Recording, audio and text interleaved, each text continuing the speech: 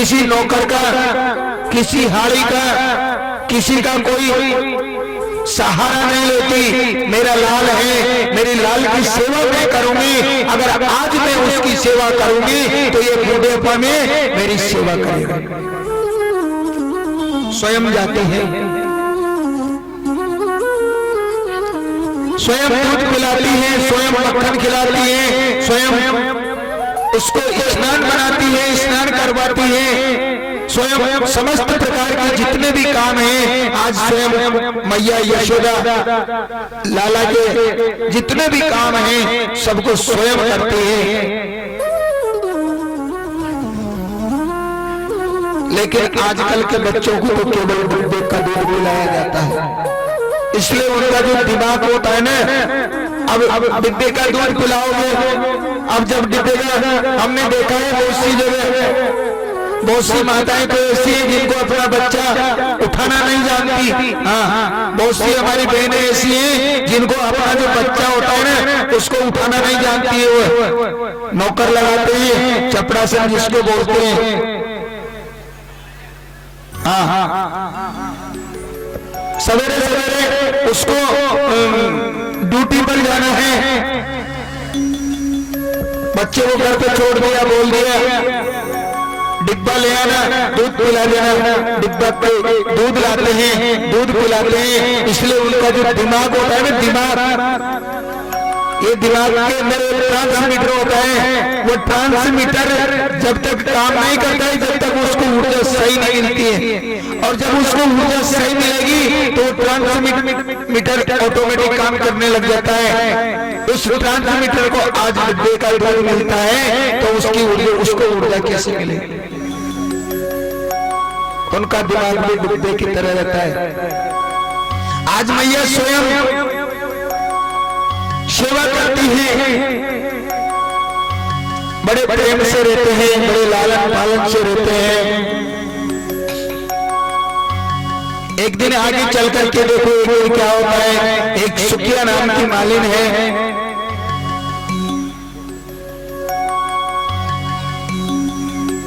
रोज भगवान के लिए फूल लेकर के जाती थी, लेकिन मन में भाव जागृत हुआ आज भगवान के लिए फूल नहीं फल लेकर के जाते हैं।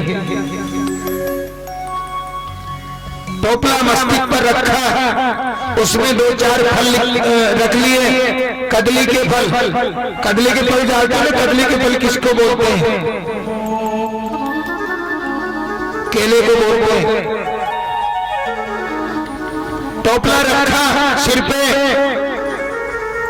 पूरे गांव में चक्कर लगा दिया, पूरी गोकुल के अंदर चक्कर लगा दिया, कहीं भी नहीं बोला। यशोदा मैया के महल के सामने आकर के बोलती है, फल ले लो बड़े मीठे हैं, फल ले लो बड़े मीठे हैं, फल ले लो बड़े मीठे हैं। कन्हैया ने सुना, दौड़ करके मैया के पास गया, मैया मुझे कदली का फल चाहिए। मैया ने बोल दिया तू जा, सीधा चला जा और जितना भी अनाज तेरे से जाए उतना ले जा, और ले जा के फल लेकर के आ। छोटा सा नन्हा सा बालक है, वो क्या अनाज लेके जाएगा? वहाँ जो रखे थे डोबा भरा और सीधे गए, आगे चल करके हाथ क्यों हो गया और चौड़ा हो गया, वो समस्त जो नीचे गिर गए। 2, 4, 5, 10, 20 दाने बचे थे जो चपक रहे थे, ऐसे पकड़ रखा था। फल ले लो, कदली के फल हैं, फल ले लो बड़े मीठे हैं। नंदलाल भाग करके दरवाजे पर पहुंचते हैं, आवाज लगाते हैं मैया रुको, मैया रुकी। ये भाव है, भाव जागृत होता है। उसके मन में आया कि आज मैं लाला के साथ में कुछ करूं। लाला किसी के साथ कुछ नहीं करता था, सब गोपियां करती थी, क्योंकि भाव प्रकट होता है प्रेम करने का।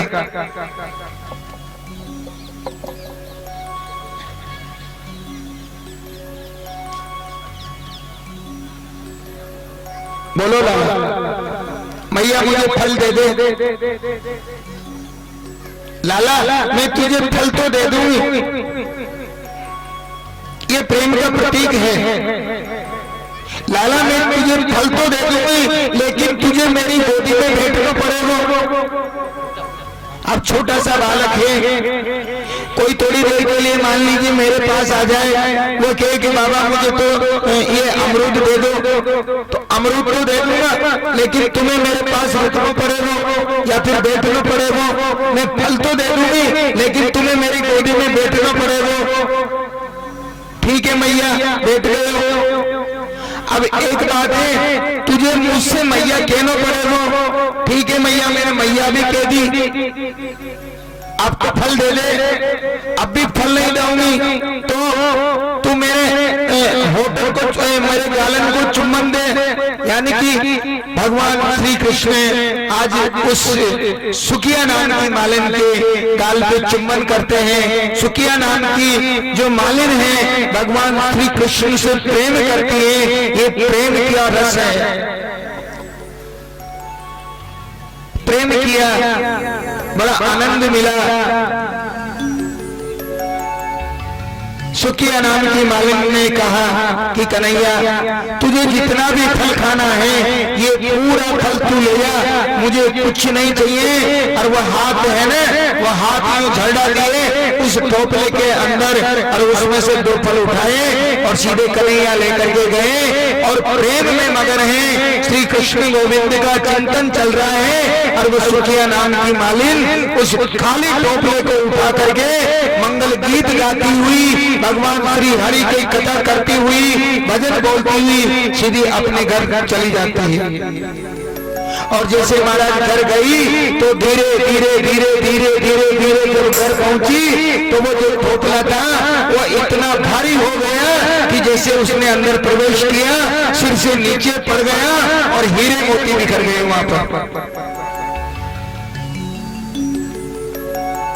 हीरे मोती बिखर गए। इसे कहते हैं सच्चा प्रेम। केवल भगवान का दर्शन करना चाहती थी, भगवान के दर्शन हो जाए। और मैं तो भगवान से प्रार्थना करता हूं कि जैसा सुकिया नाम की मालिन को मिला है, ये प्रभु अगर गोविंद मेरी आवाज को सुन रहे हैं तो आपके घर में भी ऐसा धन्य कर दे।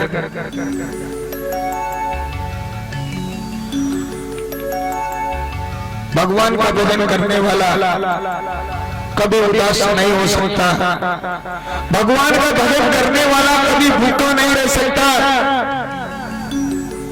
भगवान का भजन करने वाला कभी बीमार नहीं पड़ सकता।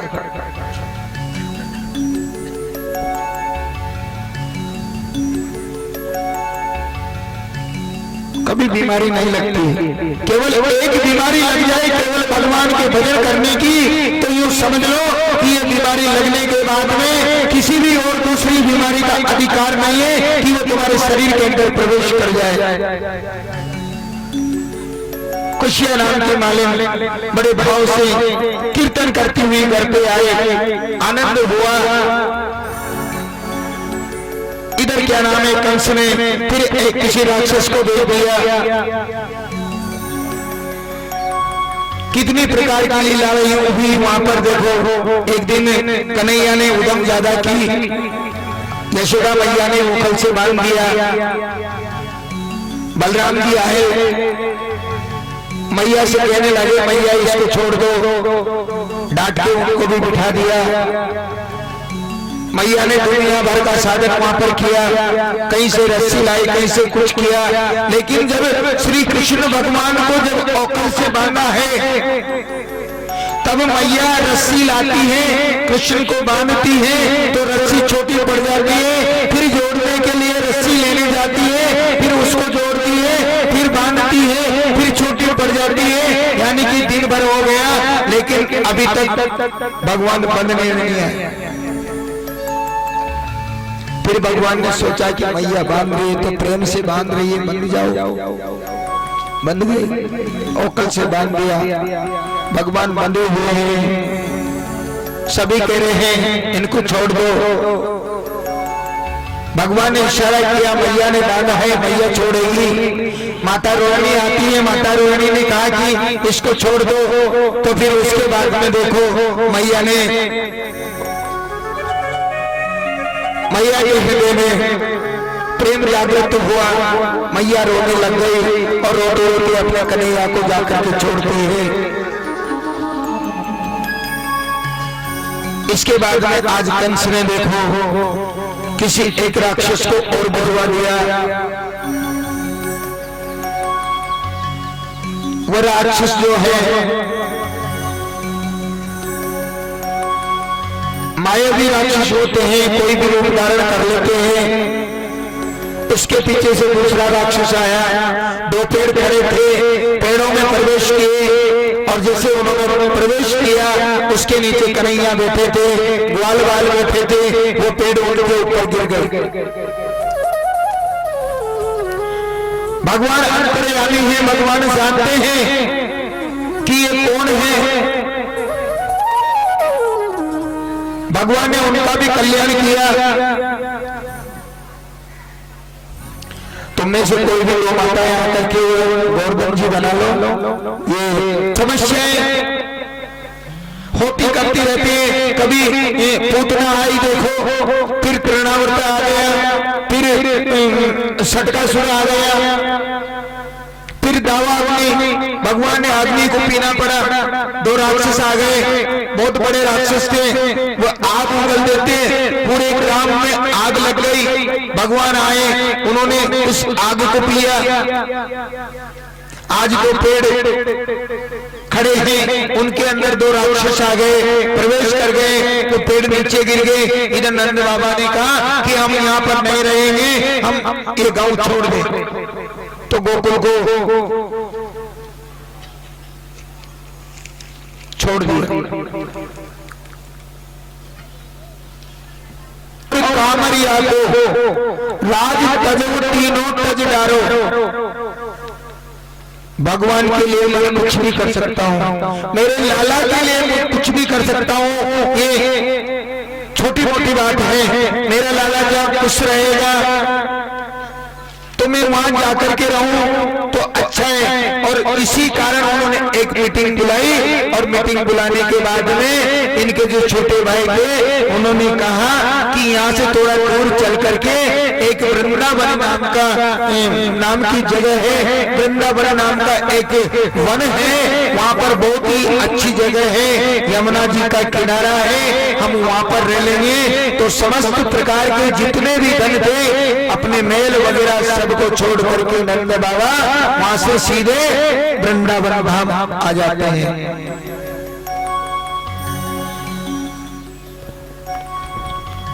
वनम वृंदावनम नामम, वृंदावन नाम का वन है।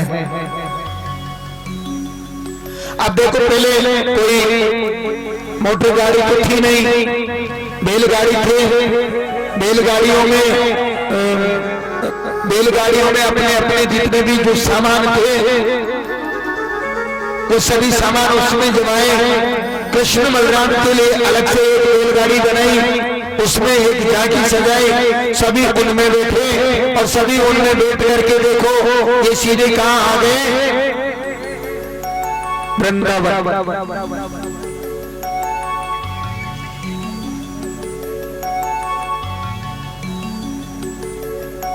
अब भगवान बड़े हो गए, अब भगवान बड़े हो गए, वृंदावन आ गए। अब वहां पर कोई महल बेड़ी तो थी नहीं, छोटी छोटी चौपर पट्टी बनाई वहां पर देखो।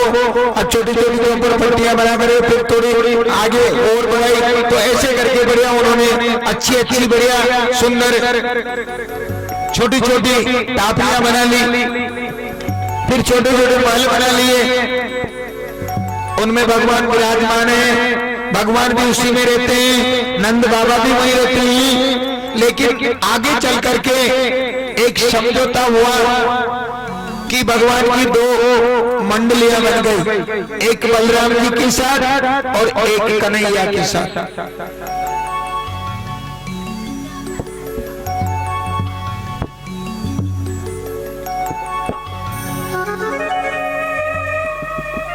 बलराम जी की जो मंडली है वह गौ माता को चराने जाती है। श्री कृष्ण भगवान की जो मंडली है वह बछड़े चराने जाती है।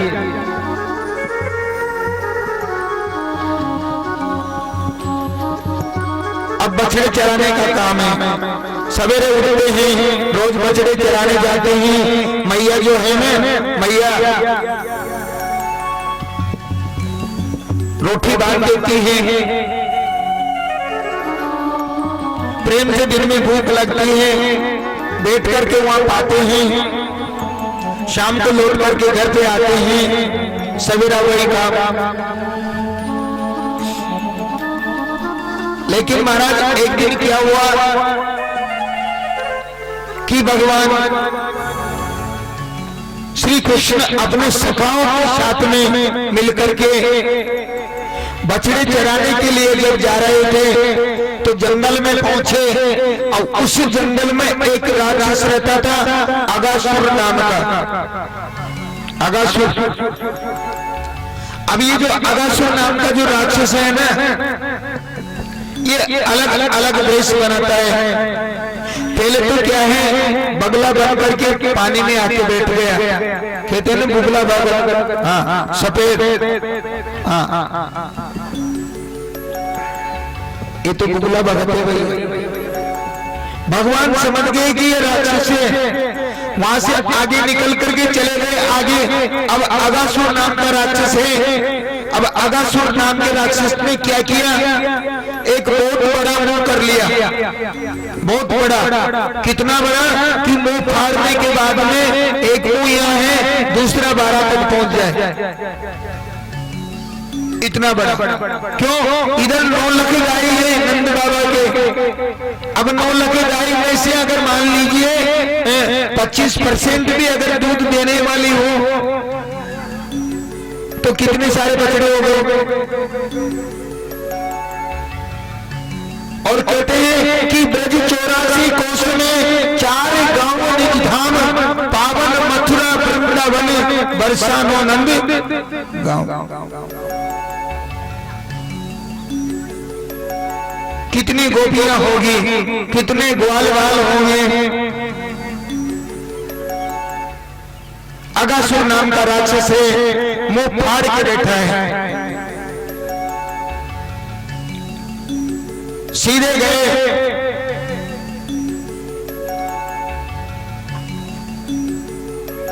पहले तो क्या है कि सभी ने मिलकर के अपनी अपनी जो रोटियां थी ना, एक कहीं बम्बूल पे कहीं पेड़ पे बांध दी। फिर उसके बाद में एक एक करके वो जितने भी ग्वाल बाल थे उस राक्षस के मुंह में चले गए। मुंह फाड़ के बैठा है। एक गया, दूसरा ढूंढने गया, तीसरा भी ढूंढने गया। यानी कि एक एक करके जितने भी ग्वाल बाल थे, जितनी भी उनकी जो मंडली थी, वो समस्त मंडली उस राक्षस के मुंह में चली गई। और जब राक्षस के मुंह में मंडली चली गई तो बछड़े भी चले गए। और जब बछड़े चले गए ना तो भगवान ने सोचा कि जब मेरे मित्र चले गए, जब मेरे गौ माता के जो बछड़े थे वो भी चले गए, तो मैं रह करके क्या करूंगा। और इधर जब अंदर गए ना तो देखो बच्चों में हाजिर जवाब होता है, मुंह फाड़ के बैठा है राक्षस। अब मुंह के अंदर जीभ है, जीभ। अब जीभ जो है ना तो एक बच्चा चलता है, अरे ये कौन सी गुफा है भैया, तो हाजिर जवाब है, अरे भैया तू ना जाने ये बड़े बड़े राजा महाराजाओं की गुफा है, इसमें मखमल के गधेले बिछे हुए हैं।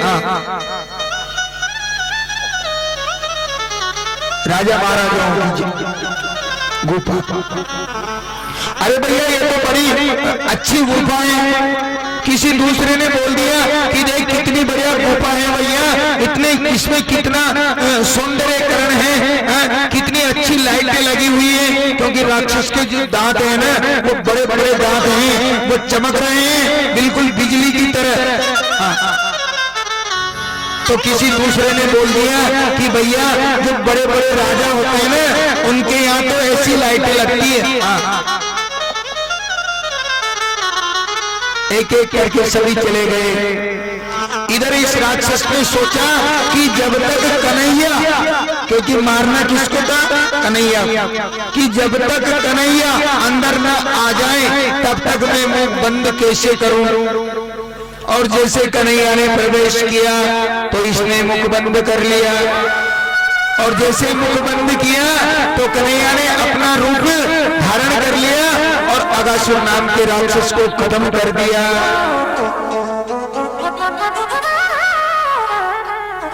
मार डाला, बाहर निकले।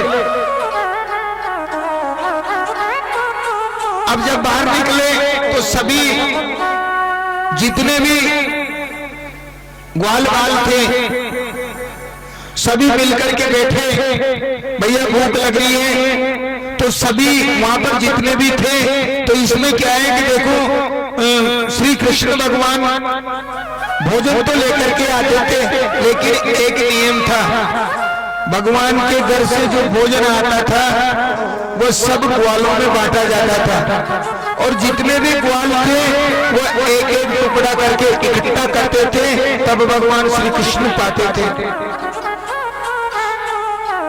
लेकिन उनके बीच में एक लाला ऐसा है, ब्राह्मण के घर का बालक है, उसके घर में कुछ नहीं है। मैया ने वो बालक जो है यशोदा मैया को दे दिया, तुम्हें इनको पढ़ाना, तुम्हें इनको लिखाना, तुम्हें इनको नौकरी लगाना और तुम्हें इनका विवाह करना।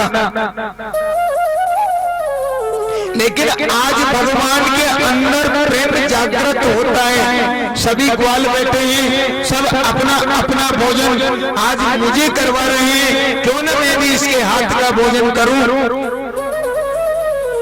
और इसी बात को वो समझ गया। उस लाला से कहा कि लाला, हम तुमसे रूठेंगे क्यों? जब तक तुम हमें भोजन नहीं करवाओगे, तुम्हारे हाथ का, तुम्हारी मैया के हाथ का बना हुआ।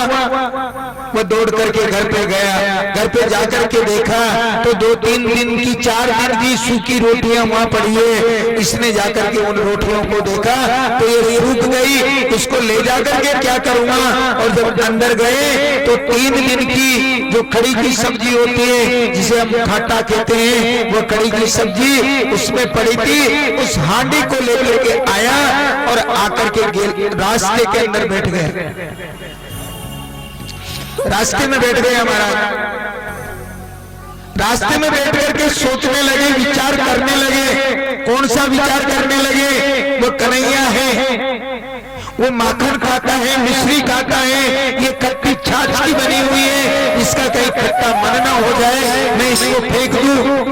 अरे फेंक दूंगा तो वो चतुर है, चालाक है, चंचल है, ढूंढ लेगा, मुझे मारेगा, तो मैं क्या करूं? गाड़ दूं? नहीं, ऐसा भी नहीं कर सकता। तो क्या किया जाए? उस आंडे को पूरी को पी गए, पूरी को पी गए महाराज। पीने के बाद में गए ना, वो कहते हैं ना रहे बांस ना बजे बांसुरी, हांडी फेंक दी, फूट गई हांडी। जो कड़ी थी सब पी गए, पेट में चली गई, लेकिन मुंह पर लगी हुई है। आकर के पूछा कि मेरे लिए भोजन लेके आए? किसी ने बोल दिया कि इसने तो पूरी को पी लिया। भगवान वहां से उठे, प्रेम में इतने अंदर चले गए कि उसके जो होठ थे उन्हीं को चाटने लगे। और जब होठ चाट रहे थे तो उस नारायण ने देख लिया, परमात्मा ने। आज परमात्मा ने देख लिया कि ये नारायण नहीं हो सकता, ये दूसरे के मुख को चाट रहा है, ये दूसरे के मुख को चाट रहा है, ये नारायण नहीं हो सकता, मुझे इसकी परीक्षा लेना चाहिए।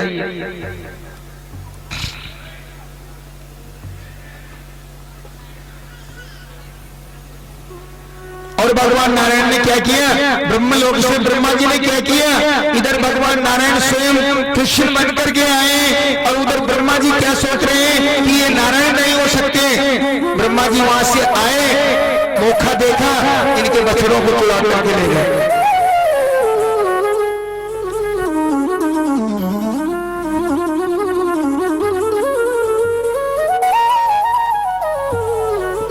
सभी बछड़ों को चुरा करके ले गए, बछड़े चुरा लिए।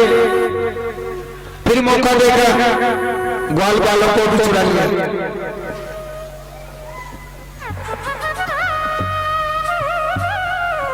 श्री कृष्ण भगवान ने देखा कि ग्वाल बाल भी चुरा लिए, बछड़े भी चुरा लिए, कौन ऐसा है, किसने ये होशियारी की है, किसने चालाकी की है, कौन परीक्षा लेना चाहता है। और भगवान ने जब आंख बंद करके देखा ना महाराज, तो सारे ग्वाल बाल है ना ब्रह्मलोक में है, ब्रह्मा जी के पास।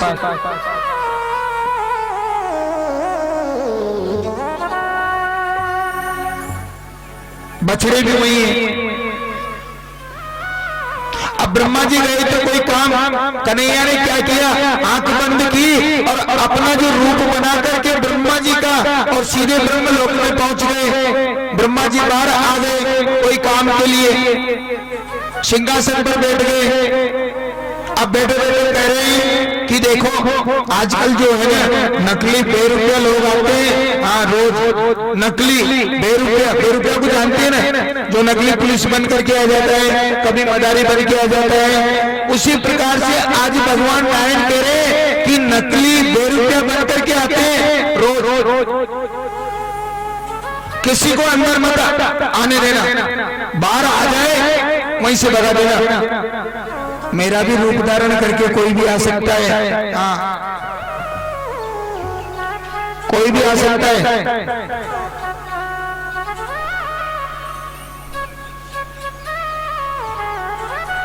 कोई भी आ सकता है, हाँ कोई भी आ सकता है।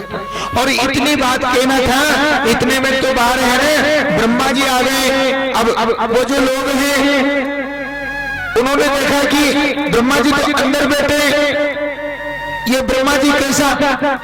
तो भगवान ने कह दिया कि आजकल बेरुपया बहुत आते हैं, तो बहुत आते हैं तो इनको भगा दो। वहां से भगा दिया ब्रह्मा जी को, भग जाओ। अरे भाई भग तो जाएंगे, लेकिन अंदर कौन है, का अंदर असली ब्रह्मा बैठा है, तू नकली ब्रह्मा है।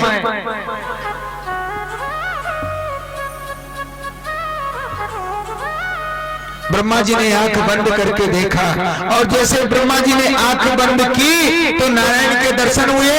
तो इधर नारायण ने जगह छोड़ दी, सीधे चले गए। ब्रह्मा जी ने वही बछड़े और ग्वाल बाल 12 महीने के बाद में वापस लौटाए। इतने समय को 12 महीने लग गए। आज जो ग्वाल बाल रोटी लेकर के घर से निकले थे, अकासुर ने पहले घेर लिया और उसके बाद में बछड़े चुरा लिए, ग्वाल बाल चुरा लिए। 12 महीने में आज वापस घर पहुंचे। लेकिन देखो 12 महीने तक इधर क्या होता है कि रोज बछड़े भी आते हैं, लेकिन बछड़े भगवान ने बना दिए योग माया से। रोज ग्वाल बाल भी आते हैं, लेकिन रोज ग्वाल बाल भी भगवान ने योग माया से बना दिए। जिसका जैसा बेटा था उसका वैसा बेटा बना दिया, जिसका जैसा स्वभाव था उसका वैसा स्वभाव बना दिया, जिसका जैसा रंग था उसका वैसा रंग बना दिया, और जिसका जैसा बेटा था उसका वैसा बेटा बना दिया, और जिसका जो बछड़ा था गौ माता का उसका बछड़ा भी वैसा का वैसा ही बना दिया। लेकिन आज गौ माता सबसे अधिक प्रेम जो करती है वो बछड़ों से नहीं, सब ग्वाल बाल कर रहे हैं। क्योंकि बछड़े तो उनके पुत्र हैं ही सही, लेकिन ग्वाल बाल सब श्री कृष्ण भगवान के रूप में दिखाई दे रहे हैं। और वहां पर एक बात और भी है, क्योंकि एक ऐसा समय आ गया था कि भगवान को बताना पड़ा उसको कि माताओं ये जो तुम्हारे बच्चे जो है ना, इनके साथ ब्रह्मा जी ने ऐसा ऐसा किया, मैया को बताया। फिर मैया ने सोचा कि इनको सबको लेकर के चलो, सबको मंदिर पे लेके गए और मंदिर पे ले जाकर के देखो भगवान की पूजा की, भगवान की आरती की। सब शाम हो गए, सवेरा होता है। नित्य कर्म लीला जो है वो केवल माखन चोरी की चलती है, माखन लीला चलती है, कभी चीर हरण। फिर उसके बाद में आगे चल करके देखो काली नाग है। ये काली नाग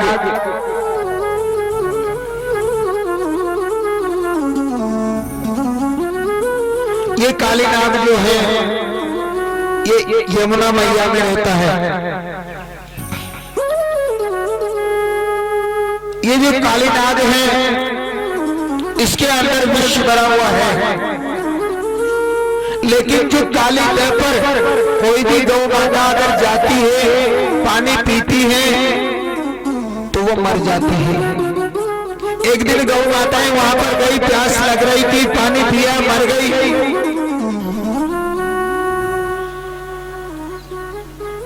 श्री कृष्ण भगवान को मालूम हो गया। आज श्री कृष्ण भगवान रूठ जाते हैं।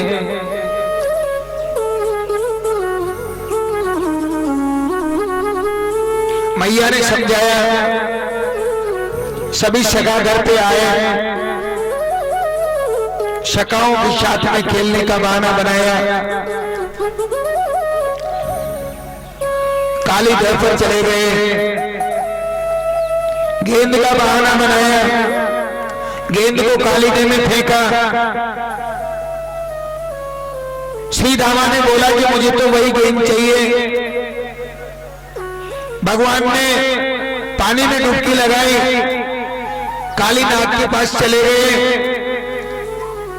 काली नाग को मारने लगे। इसकी दो धर्म पत्नियां थी, उन्होंने हाथ जोड़ करके प्रार्थना की, प्रभु क्षमा कीजिए, हमारे पति ने जो अवज्ञा की है हम इनके लिए माफी मांगते हैं, हमें प्राणदान दीजिए। भगवान ने उनको क्षमा किया। भगवान कहते हैं काली नाग से कि तुम यहाँ से छोड़ दो इस जगह को, रमण द्वीप पे चले जाओ, वहां पर जाकर के रहना। काली नाग ने कहा कि महाराज मुझे भगवान का जो वान है गरुड़, वह गरुड़ खा जाएगा। इनकी मित्रता करवाई, इनको वहां से जाने के लिए बोला। इन्होंने वो जगह छोड़ बोला कि देखो बेटा, तुम इन बातों में मत उलझो, हम हमेशा इंद्र देवता की पूजा करते हैं, और इंद्र देव की पूजा करने के बाद में इंद्र देव जो है ना बारिश करते हैं, बारिश करने के बाद में हमारी जमीन के ऊपर अन्न की प्राप्ति होती है। देखो मेरी बात सुनो कि काश्तकार जो होते हैं, अगर बारिश नहीं होगी तो अन्न कैसे पैदा होगा? हमें वहां से कुछ खाने के लिए प्राप्त होता है। अगर पूजा की जाए तो ऐसे की पूजा करो जिससे हमें संतुष्टि मिलती हो, हमें कुछ प्राप्त होता हो।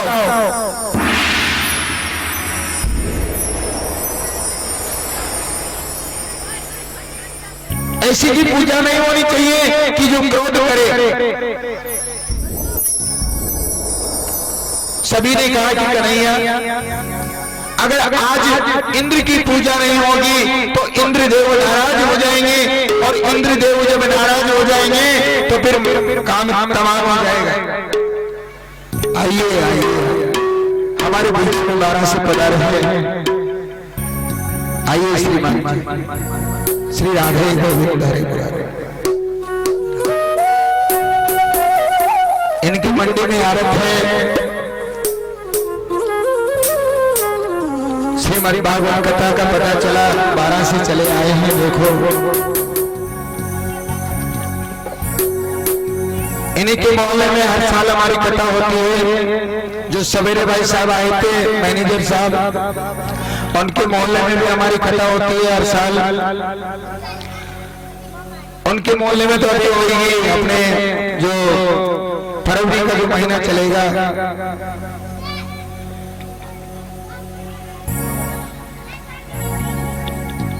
सभी ग्रामवासी कहते हैं कि महाराज इंद्र की अगर पूजा नहीं करेंगे तो कुछ भी हो सकता है, लेकिन कन्हैया कहते हैं कि इंद्र की पूजा होगी नहीं। अब रूठने के बाद में नंद बाबा से कहा कि देखो भैया, अब जब हमारा कन्हैया अगर मान लीजिए कि रूठ ही गया है तो फिर कोई बात नहीं है, जैसा कन्हैया कहेगा वैसा काम होगा। अगर ये कहता है कि गोवर्धन की पूजा करो तो चलो सजाओ गाड़ी, सीधे चलते हैं गोवर्धन। अब बैलगाड़ी सजाई, पूजा इकट्ठी की, सामग्री इकट्ठी की, सभी अपनी अपनी बैलगाड़ियां सजा करके सीधे गोवर्धन नाथ आते हैं। अब देखो गोवर्धन नाथ चलते हैं। अरे तेरे सब संकट मिट जाएंगे, पैसाए कहीं चढ़ेंगे।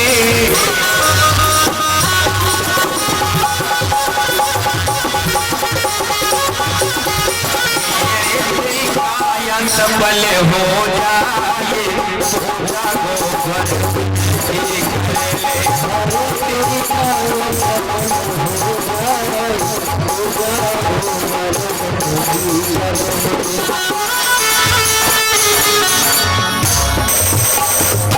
बोले कृष्ण भगवान की जय हो।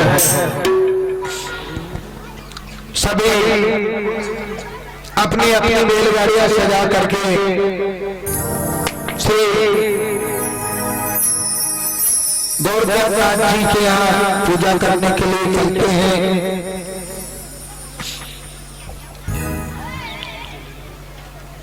सभी गोवर्धन पर्वत पर आए हैं,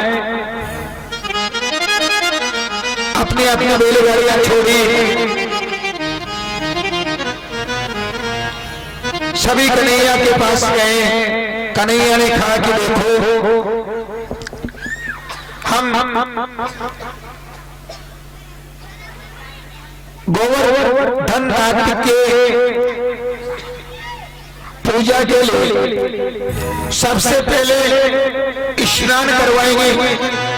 अब स्नान करवाने के लिए सभी जल लेकर के आओ, तो सभी सखाओं को जल लेने के लिए भेज दिया। अब महाराज जल लेकर के आए, बाल्टी भर के डाल दे। गोवर्धन नाथ जी बहुत बड़े हैं, फिर जल लेके आए, फिर डाल दे। सभी परेशान हो गए। सभी सखाओं ने कहा, बाल सखाओं ने कहा कि कन्हैया ये तेरा जो गोवर्धन है ना, ये बहुत बड़ा है, हम कहां तक पानी लेकर के आए, गर्मी के दिन है। श्री कृष्ण भगवान कहते हैं तुम्हें मेरे ऊपर विश्वास नहीं है, आंख बंद कीजिए। सभी की आंख बंद करवाई, सभी से बोला कि भजन कीजिए। सभी ने भजन किया। श्री कृष्ण गोविंद हरे मुरारी, हे नाथ नारायण वासुदेवा। श्री कृष्ण गोविंद हरे मुरारी, हे नाथ नारायण वासुदेवा। और जैसे महाराज आंख को खोला तो वहां मानसी गंगा प्रकट हो गई। बोलिए मानसी गंगा मैया की। मानसी गंगा प्रकट हो गई। मानसी गंगा से गोवर्धन नाथ का अभिषेक किया, वहां पर आ गई। अब पूजा प्रारंभ होती है, पूजा करवाई, वेद आचार्य बुलाए। अब सभी गिरिराज धरण के दरबार में चलेंगे परिक्रमा लगाने के लिए, और सभी अपनी अपनी जगह ताली की गिरदार से परिक्रमा लगाएंगे। और जो तुम गिरिराज जी जाकर के जो परिक्रमा लगाते हैं उसका जो आनंद मिलता है तुम्हें, वो भगवान की कृपा ऐसी बरसती है कि वो बैठे बैठे तुम एक बार आंख बंद करके श्री गिरिराज जी महाराज के यहाँ चलेंगे। और जितने भी लोग गिरिराज जी के गए हैं वह दृश्य को देखते हुए श्री गिरिराज धरण की परिक्रमा लगाएंगे सभी लोग। छठा तेरी तीन लोक से न्यारी है गोवर्धन महाराज। छठा तेरी तीन लोक से न्यारी है गोवर्धन महाराज।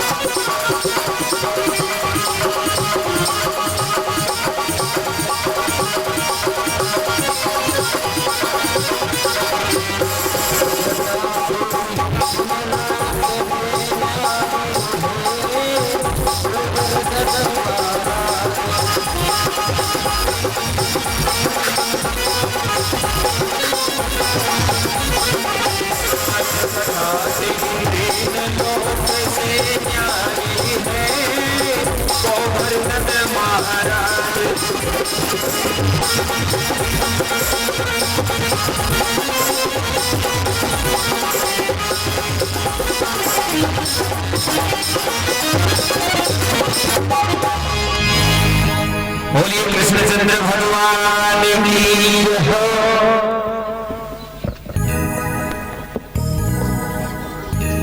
अब देखो ये श्री गोवर्धन जी महाराज यहाँ पर बनाए हैं। दो चार महिलाएं माताएं आ जाए, इनकी पूजा कर दो। पंडित जी पूजा की थाली दे देंगे।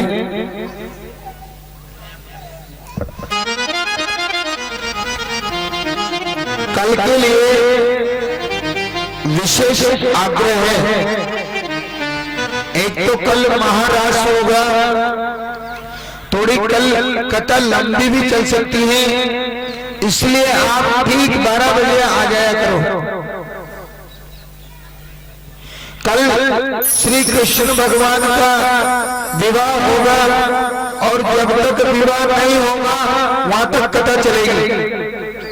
दूसरी बात, पहली बात ये थी कि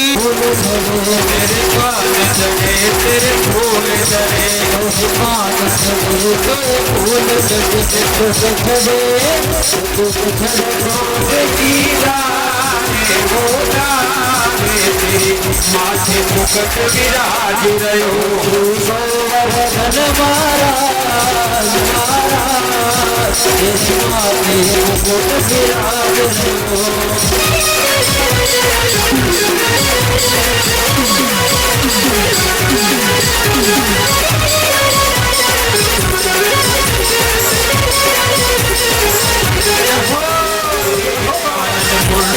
सोई रहो कुंडल सोई रहे कानन कुंडल सोई रहो, तेरे कानन कुंडल सोई रहे, तेरे कानन कुंडल सोई रहे, तेरी टोनी के हीरा ला हो लाल तेरे माथे मुकुट विराज रहो हीरा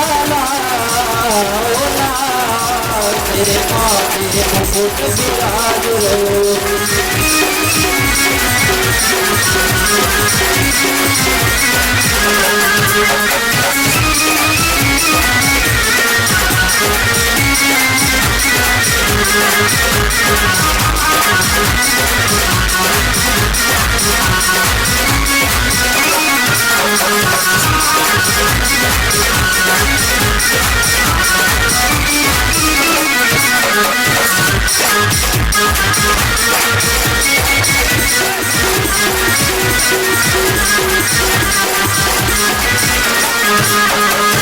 सात कोस की परिक्रमा तेरे सात कोस की परिक्रमा मेरे सात कोस की परिक्रमा तेरे सात कोस की परिक्रमा हरे चकले सर विश्राम विश्राम तेरे माथे मुकुट विराज रहो तेरे माथे मुकुट विराज तेरे माथे मुकुट